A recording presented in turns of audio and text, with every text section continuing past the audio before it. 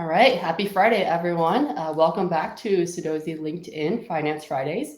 I'm Rose, founder and CEO of Sudozi. We work with strategic finance teams to help with vendor procurement, budget forecasting, variance analysis, all the fun stuff. Every week, we get to speak with an amazing guest with a unique finance and operations experience. Today, we're excited to welcome Laura Ardila. Welcome, Laura. Hi, Rose. Thanks for having me. Thank you. So today you're VP of Ops at TIA, but take us back to the earlier days when you just graduated with an economics degree, started out in a little bit of consulting, and walk us through some of those key career decisions earlier on. Definitely happy to.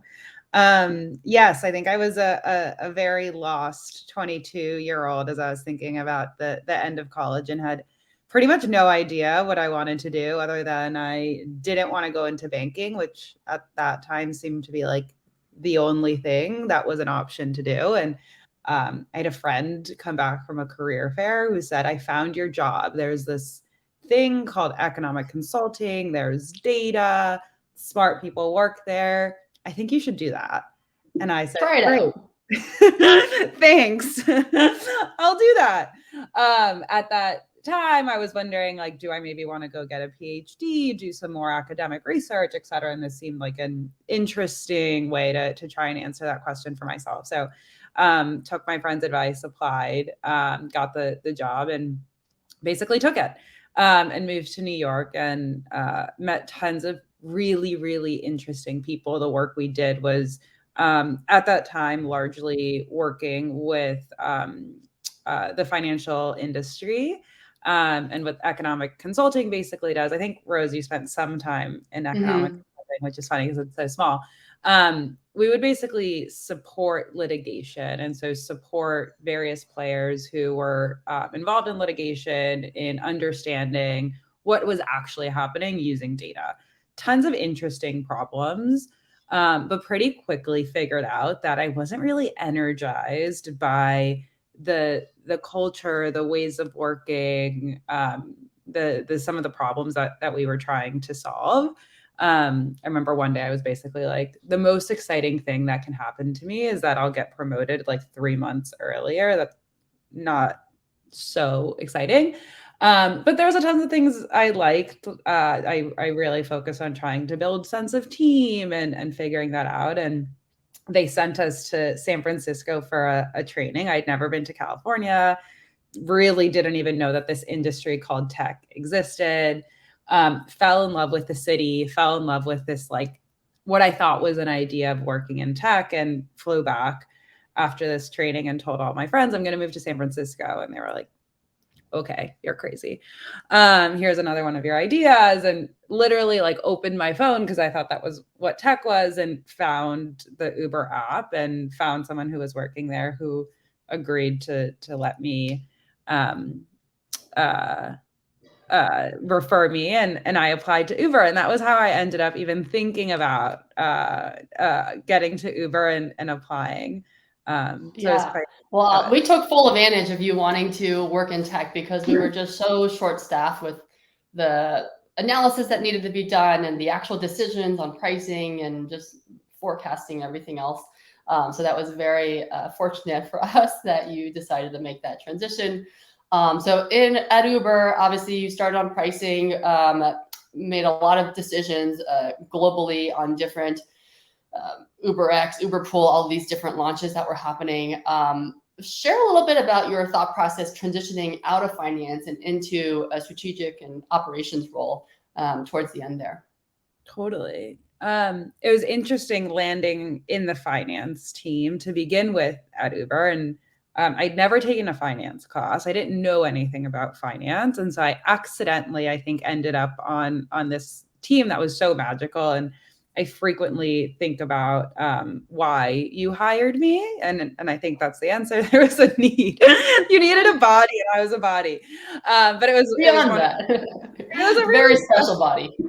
it was a really special kind of example of taking a chance on someone that I don't know that was deserved, but I kind of took it and ran with it. But I think underlying was this feeling of like, I don't know that I want to be in finance, but I was really energized by the role that finance played in defining strategy and partnering with operations, and how the finance perspective can shape business strategy and support operators in running the business. And I think in the initial role I had on pricing, that was what I loved. And I wanted to do more of that versus kind of getting deeper into core finance. And an opportunity came up where a senior leader at the company emailed, I don't know, the whole company and was like, hey, I'm looking for someone to do like a strategy ops role, apply. And interestingly, I actually sent an email that was like, hey, I think you're looking for someone with much more experience than I have. I was like 23 at the time.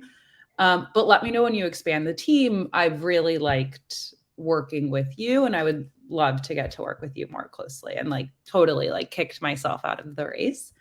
And he instantly emailed back with like this very inspiring message that was basically like, I'm not hiring for tenure, I'm hiring for talent. Please apply. And so another kind of lucky stop on the journey that led me to my next role, moving into it was at first like a strategy and operations role that morphed into more of a chief of staff role on the operations side. And when you joined Tia, was it 10 people or something like that?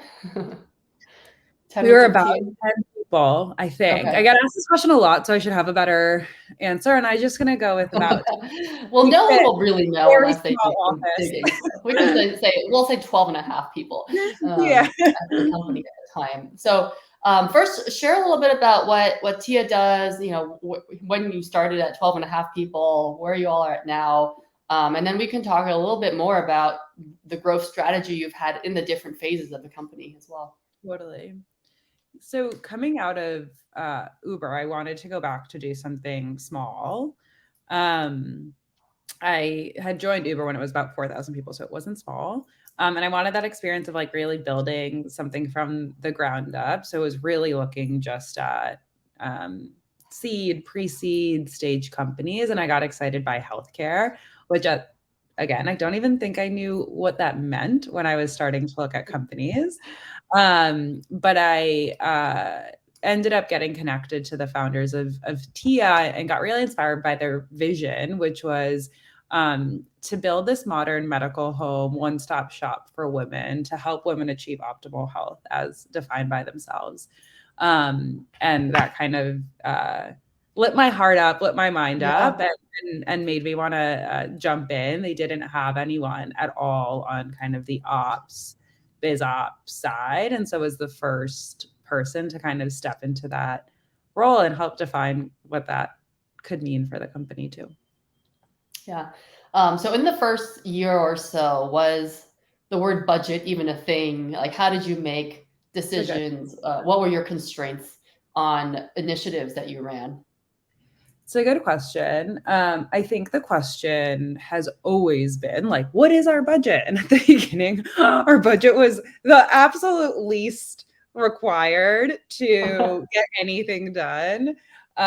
We were pre-seed, we were opening in a physical space, which is very capitally intensive, et cetera. There wasn't kind of like cash to spare, let's say, to the extent that we were working in a co-working space.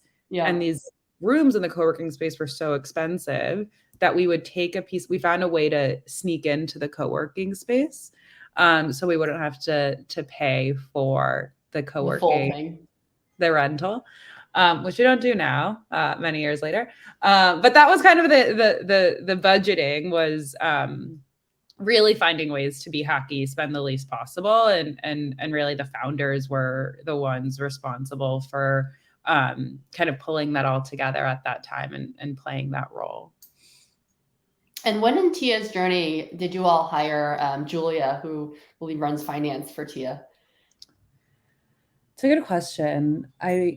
About a year after I joined is when we had our first kind of finance hire. And Julia, who's amazing, came in to, again, I think start defining like, what is that role? What does that function? What does that look like? Where does accounting sit? Where does strategic finance sit? Where's biz ops? All of these pieces, and has been just so kind of instrumental in defining that for us. And moving forward, obviously you're growing, you're opening new physical locations, you have a huge digital component of the business, and with your clients and patients. How do you think through, just even ignoring budget, the trade-off of which initiatives to take on at the company, and particularly as operations is very involved in any sort of launch or new thing that's happening? Totally. I mean, I think we think of it in terms of the budget, the budgetary investment, and also the people investment. I think a lot of times when you're really early, Yeah. and people aren't even talking at that point about like hiring big teams the way that you might start having those conversations later on. In many ways, like how you prioritize the people that you have is like the biggest constraint in how much you can get done, how well you get things done, et cetera. And so I think a lot of the conversations came from like, what do we have to prove? Yeah. How many of those things can we do? And who are the best people that we have to put against those things to be able to make progress against them? And as we've grown, that's evolved. We have, a much clearer budgeting process, Yeah. Yeah. a much clearer planning process, all of that as we like move into different stages of the company. And at this stage now, share a little bit about what your interaction is like, whether it's with finance, with product, with engineering. I think a lot of the inter-department relationships are applicable, or skills there are applicable to any department, really. Totally. Yeah, I think something that makes one of the things that I've loved most about my time at TIA is I think that the product that we're trying to deliver, and when we think about our product, in many ways, the ultimate TIA product is the care that we deliver, that experience that people get, how they experience that. It's not like a singular tech experience or what you might imagine at another tech company.